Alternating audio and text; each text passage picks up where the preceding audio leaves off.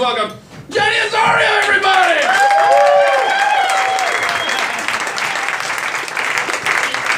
Keep it going for your host, Corey Adam, man. All right, Minneapolis. Why was that funny? I just said the name of your town. Did I get it wrong? I've been on tour for 5 years, 150,000 miles, y'all, to get to this show. Yeah, that is the correct amount of enthusiasm. That was a very long drive to get from obscurity all the way over to irrelevancy. I was driving here and I stopped for gas, and when I got out of my car, there was another car parked, and the gentleman walked out of his car and he was walking in front of me. And I saw on his bumper a sticker that said, Trump 2020. Yeah. My heart fell out of my chest and into the primordial ooze that I'm pretty certain he doesn't believe he came from. Which is rather ironic because that's the only thing between his ears, you know? And it was so depressing. Right up until it got really funny. Because he held the door for me and turned around and I saw his face.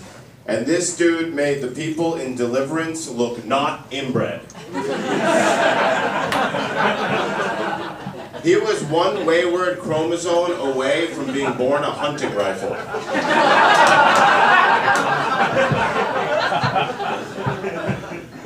Does anybody else feel like they're getting PTSD from this presidency? Is it just me? Am I alone? Anybody? A couple of us. All right, well, half of you are going to hate the rest of this then. And guess what? I don't give a shit, so here we go.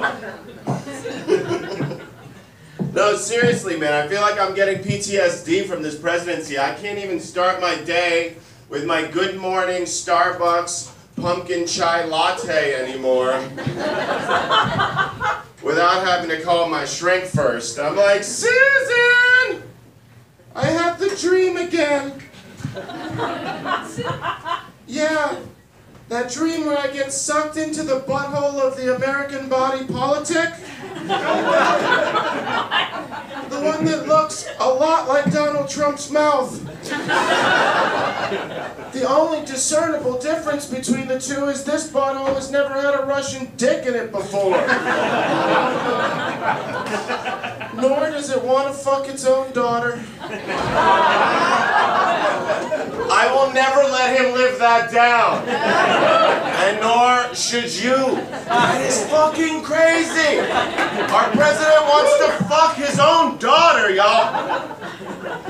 If this presidency was a glass of wine, you would be like, it's definitely got a distinct nutty bouquet to it.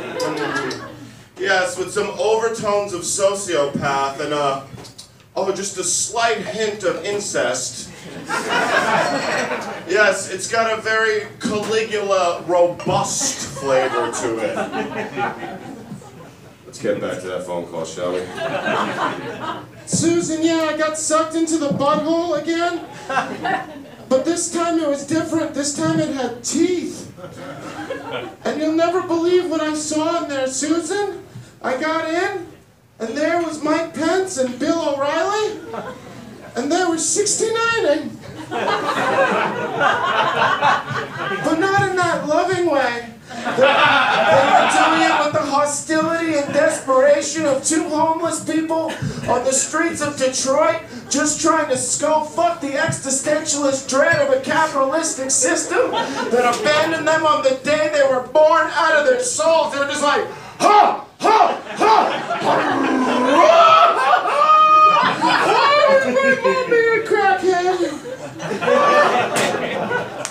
It was terrible, Susan.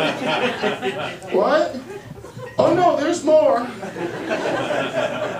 Then Ann Coulter showed up. Yeah, and she was dressed as Santa, and I was like, Santa! I want a present! And she opened up her sack, and it was just a sack full of her secret abortions.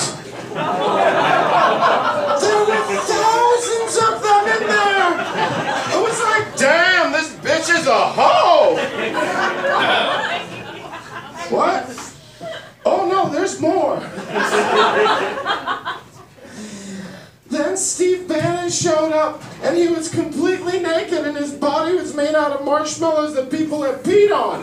And he stuck his fist into Mike Pence's ass and grabbed his prostrate like an overripe mango and started squeezing it till it exploded with all of this right-wing propaganda running through his veins, and then his eyes would go off like a slot machine and ding, ding, ding on cliched right-wing bullshit nonsense like ring, guns don't kill people, people kill people. Ring, climate change is a myth. Ring, abortion should be criminalized, but capital punishment is just. And then, as he was squeezing the mango, he reached up into the sky and he grabbed Rush Limbaugh by the testicles and sumo-plexed them on their bodies, and their brains went everywhere. And then Dick Cheney came out of the earth like a mole man with a gigantic straw, and he started gacking up their brains like it was cocaine. And off in the distance, for some reason, George W. Bush was painting a picture of a puppy. But the Democrats ain't my rope to swing on, because I have that same dream when the Democrats are in power. But there are subtle differences, you understand. You see, when the Democrats are in power, I'm in a beautiful room, dimly lit, with candles. And there are rose petals on a white satin sheet.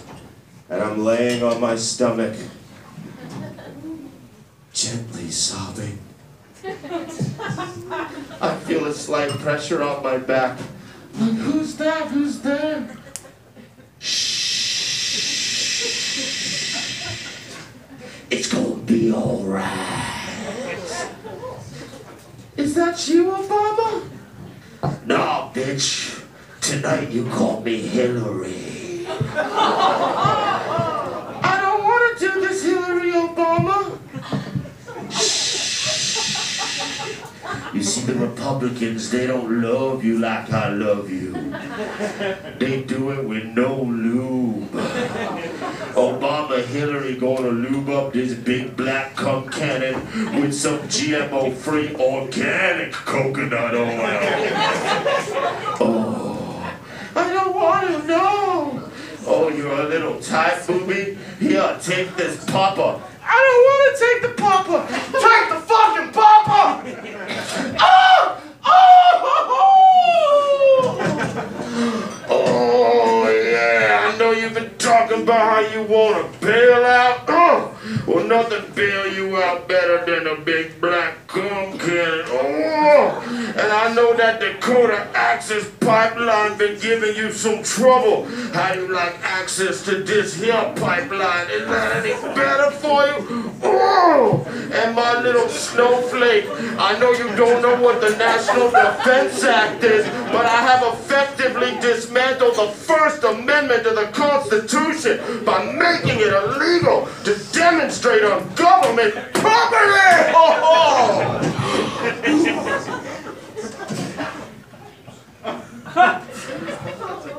Now you remember, this never happened.